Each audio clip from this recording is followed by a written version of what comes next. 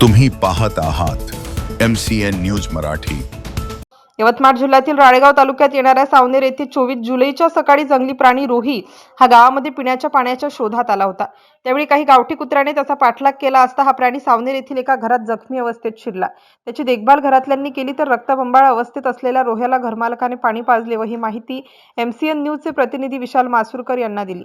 त्यांनी ही माहिती वनविभागाच्या अधिकाऱ्यांना दिली, पण वनविभागाचे कर्मचारी 2 ते 30 तास उशिरा घटनास्थळी पोहोचले। त्यामुळे वनविभागाचे अधिकारी किंवा कर्मचारी तात्काळ घटनास्थळी पोहोचले असते तर त्या रोह्याचा जीव वाचला असता, पण असं न करता वनविभागाच्या कर्मचाऱ्यांनी रोजंदारीत असलेल्या व्यक्तीला घटनास्थळी पाठवले ही मोठी शोकांतिका आहे।